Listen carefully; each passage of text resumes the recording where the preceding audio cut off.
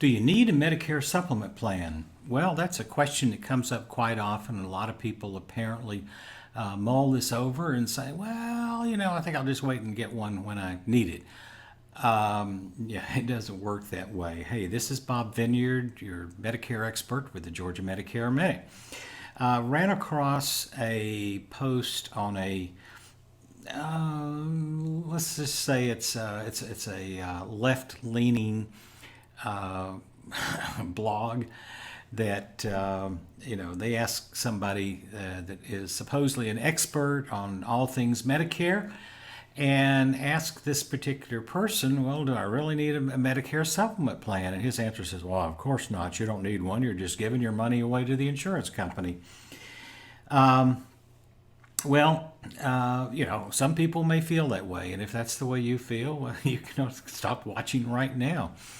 But at least if you're wondering as opposed to have made up your mind, if at least you're wondering, stick around for a couple of minutes and let me go through some of the things.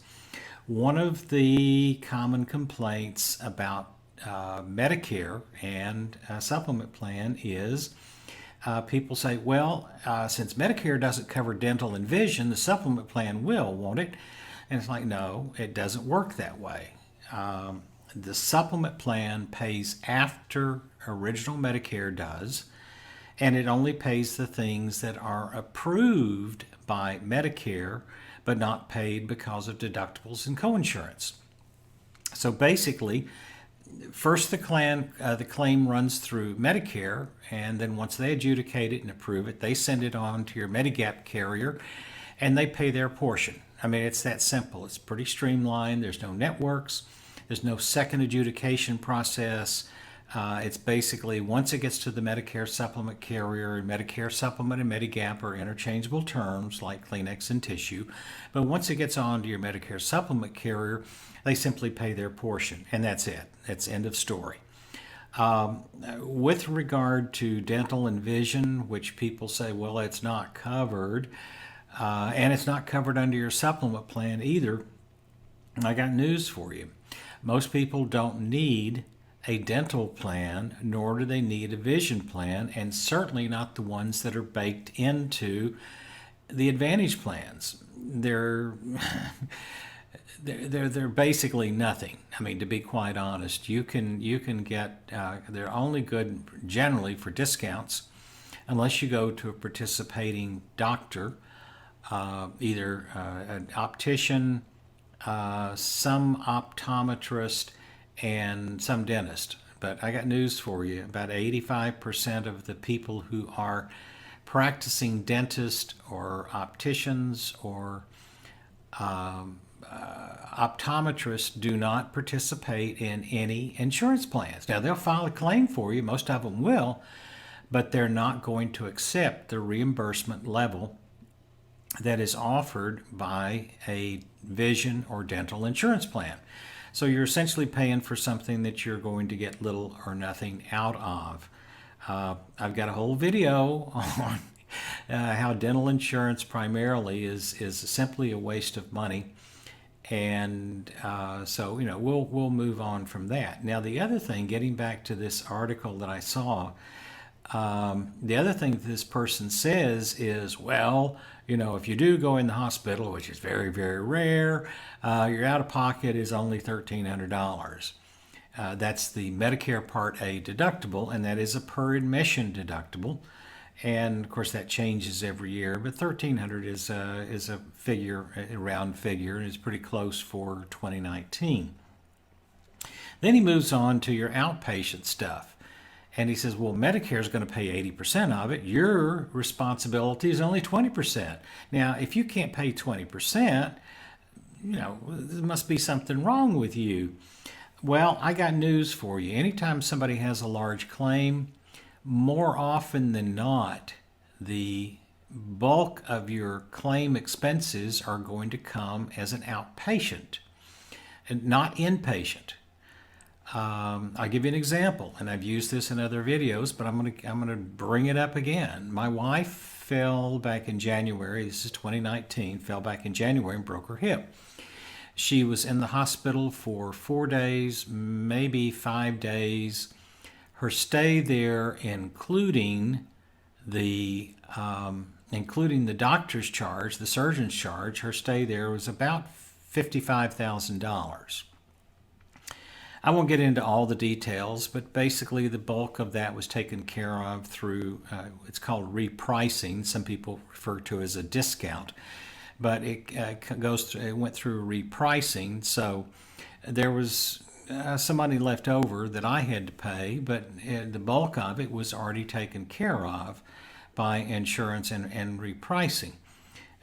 She had another $30,000 on top of that after she was discharged for mostly physical therapy. Well, it actually was all physical therapy, plus a few follow-up visits and x-rays and so forth. So that's another $30,000. Now, again, this was repriced, but the problem with original Medicare alone, and why you may not want to have just original Medicare without a supplement plan, the problem with original Medicare is there is no cap on your out-of-pocket expenses. So if you're one of those unfortunate people who happen to run up a $50, $100, a $200, a $300,000 claim, and again, most of those claims are going to come on an outpatient basis. Most of those dollars are going to come on an outpatient basis. Even if even if your charges are reduced by, say 80%, a $300,000 claim, well, that leaves $60,000 that is going to be paid jointly by Medicare and you. And so if you're responsible for 20% of $60,000, that's 12 grand. Okay?